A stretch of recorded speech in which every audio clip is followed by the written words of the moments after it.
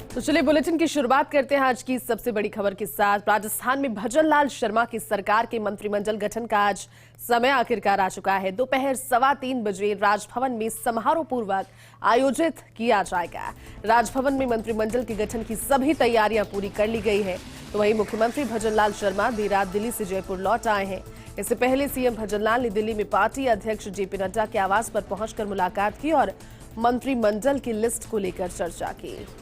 इंतजार लंबे समय से किया जा रहा था। लगभग 25 दिन से ज्यादा का समय चुनावी नतीजे आए और उसके बाद में शपथ ग्रहण को भी समय बीत चुका था जब मुख्यमंत्री ने शपथ ग्रहण लिया दोनों मुख्यमंत्रियों के साथ। और इंतजार था कि इतना लंबा समय जब लिया जा रहा है तो कौन से ऐसी वजह है जिस वजह से मंत्रिमंडल गठन में देरी हुई। लेकिन तमाम सारी चीजों से इतर जिस तरह से पर्सनिया ने पहले आपको संकेत दिए थे कि राजभवन में शामियाना तैयार है और जैसे ही निर्देश आएंगे ऐसे ही आमंत्रण पहुंचने शुरू हो जाएंगे।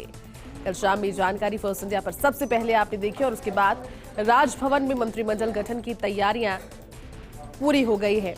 दिल्ली से देर रात सीएम भजन लाल शर्मा जयपुर लौट आए हैं।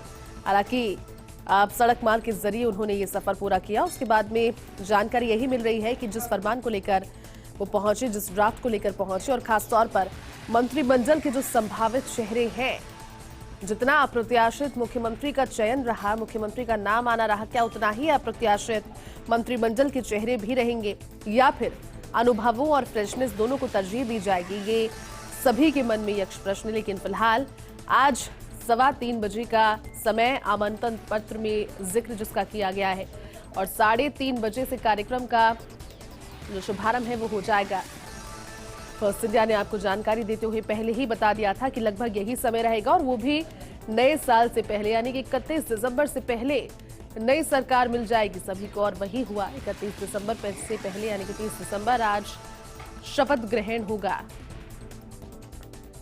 दोपहर 3:15 पर मंत्रिमंडल गठन और उसके बाद राजभवन में चूंकि समय पर यह शपथ ग्रहण समारोह आयोजित होगा। समारोह पूर्वक है, अतिथियों को निमंत्रण भेजे गए हैं, निमंत्रण पत्रिकाएं भी और साथ ही व्हाट्सएप के जरिए भी इस कार्यक्रम में शामिल होने के निमंत्रण। लेकिन इंतजार सभी को इस बात का भी कि जब पोर्टफोलियोज का वितरण होगा और जब जिम्मेदारियां बांटी जाएगी। देखिए हमारे साथ सहयोगी ऐश्वर्य जुट के उनसे जान लेते हैं। ऐश्वर्य, आज 3:15 बजे का समय आमंत्रण पत्र में जिक्र किया गया है और इंतजार लंबा था जो खत्म हो जाएगा। आज मंत्रिमंडल का गठन है, क्या जानकारी और लग पाई है ऐश्वर्य इसको लेकर, क्योंकि बढ़ते घंटे के साथ में तस्वीरें और क्लियर होगी मंत्रिमंडल को लेकर? देखिए, मुख्यमंत्री भजनलाल शर्मा देर रात करीब 3-3:30 बजे जयपुर लौटे हैं। एक्सप्रेस हाईवे से सड़क मार्ग के द्वारा पहुंचे और उसके बाद आज का दिन है वो बेहद खास दिन है। आज का दिन इसलिए खास है कि आज मंत्री शपथ लेंगे। नामों को लेकर कई तरीके की चर्चा है, लेकिन कई चौंकाने वाले नाम है, जैसे ललित मीणा है, जेठानंद व्यास है, प्रतापपुरी महाराज है। इस तरीके के नाम चौंकाने वाले नाम हो सकते हैं जिनकी संभावना इस वक्त है। और कई वरिष्ठ विधायकों पर सुई अटकी हुई है कि रात को जब आला कमान से मीटिंग की भजनलाल शर्मा ने तो उन पर क्या कुछ सहमति बनी है, क्योंकि कई वरिष्ठ हैं इसमें। उन वरिष्ठों पर सहमति क्या बनी है ये देखने वाली बात होगी। जैसे प्रताप सिंह सिंघवी है, कालीचरण सराफ है, या फिर जो पूर्व में मंत्री रहे केंद्र में राज्यवर्धन सिंह राठौड़, क्योंकि वो जयपुर से ही हैं और जयपुर से 3 पहले से ही हैं मुख्यमंत्री। दोनों उप मुख्यमंत्री को जयपुर से माना जाता है, तो उनको लेकर क्या सहमति बनी है। और क्योंकि राज्यवर्धन सिंह एक बड़ा नाम है, लेकिन उनके लिए माना जा रहा है कि उनको महकमा भी मिल जाएगा, क्योंकि कल उन्होंने चंद्रशेखर से भी मुलाकात की थी। कल देर शाम वो पहुंचे थे, तो इसका मतलब वो कोई आश्वस्त है इस चीज को लेकर। तो वहीं दूसरे नामों की अगर बात करते हैं तो कई चौंकाने वाले नाम, जैसे सुमित गोदारा है, उनका नाम की सर्वाधिक चर्चाएं चल रही है।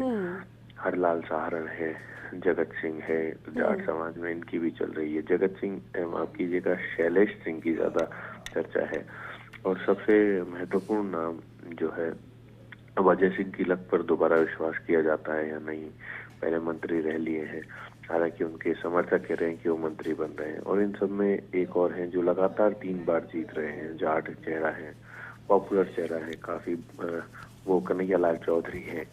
कन्हैया लाल संघ की पसंद भी है अब, उनके नाम पर मोहर लगती है नहीं, ये भी देखने वाली बात होगी।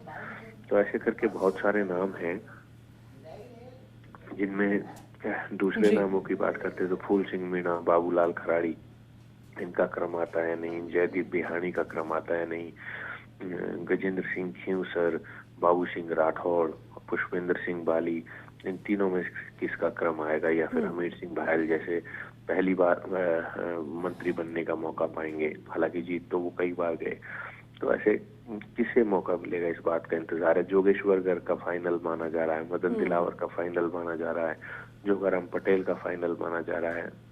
इन तीन नेताओं के फाइनल माने जा रहे हैं। जोराराम कुमावत अकेले हैं, कुमावत समाज से, उनका फाइनल माना जा रहा है। सुरेश रावत, हरि सिंह रावत, दोनों में से एक का फाइनल माना जा रहा है।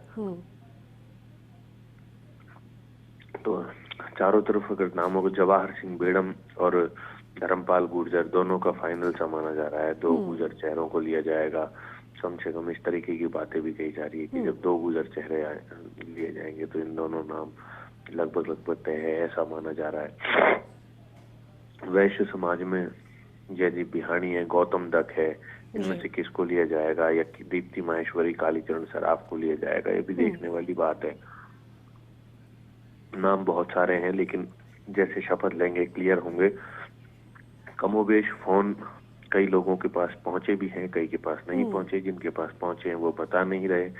उनके समर्थक अवश्य इस बात का जिक्र कर रहे हैं कि हाँ फोन आया है, लेकिन पुष्टि वो नहीं कर रहे हैं कि फोन आ गया है नेताजी के पास। इस तरीके की बात भी चल रही है।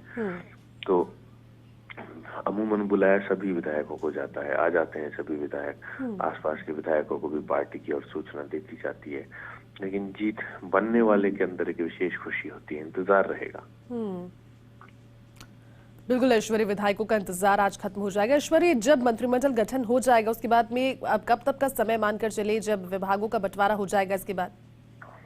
देखिएगा 1 तारीख से विभागों का बंटवारा लगभग तय हो सकता है कि सेम डे ही विभागों के बंटवारे भी हो जाएं। समान जो दिन है उसी दिन कर दिए जाएं, क्योंकि अब ये सरकार ज्यादा देर करेगी नहीं।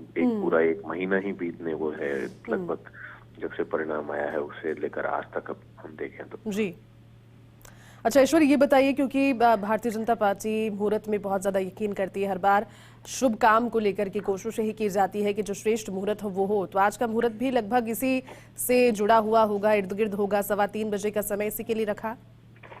देखिए, अगर मुहूर्त की बात करते हैं तो आज पौष कृष्ण, वैसे मलमास तो चल रहे हैं, लेकिन मलमास में पौष कृष्ण तृतीया है तो लगभग जो 3:15 बजे का समय है वो चौघड़िया, लाभ का चौघड़िया चल रहा है। राहु काल तो सुबह 9 से 10:30 बजे तक था, तो अभी सुबह राहु काल खत्म हो जाएगा।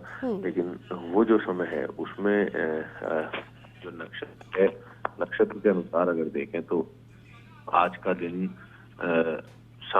क्योंकि कल का जो था, आज का शनिवार का दिन है, शनिवार को स्थायित्व का दिन भी बोलते हैं। तो शुक्रवार को भी हो सकता था, लेकिन शनिवार को ही चुना स्थायित्व वाला दिन है। और महत्वपूर्ण चीज अगर पंडितों के लिहाज से देखा जाए तो अभिजीत मुहूर्त तो 12:15 बजे से लेकर 1 बजे तक अभिजीत मुहूर्त है। फिर उसके बाद चंचल वेला शुरू हो जाती है। आज सूर्य है वो धनु राशि में है, चंद्रमा कर्क राशि में 31 दिसंबर को, मतलब आप मानकर चलिए कि 5:30 बजे के बाद सिंह राशि में चला जाएगा। तो कर्क राशि में चंद्रमा है। और ओवरऑल देखा जाए तो मुहूर्त मलमास है। मलमास में शनिवार के वार स्थायित्व के साथ जोड़ते हैं तो मंत्री अपने आप को स्थायित्व के साथ मानेंगे कि हम 5 साल कम से कम मंत्री रहेंगे। लेकिन बदलाव, सब कुछ संभव है भारतीय जनता पार्टी में। लेकिन मुख्यमंत्री भजनलाल शर्मा का औचक जाना और वापस आना, यानी सारी चीजें क्लियर करवा कर आए।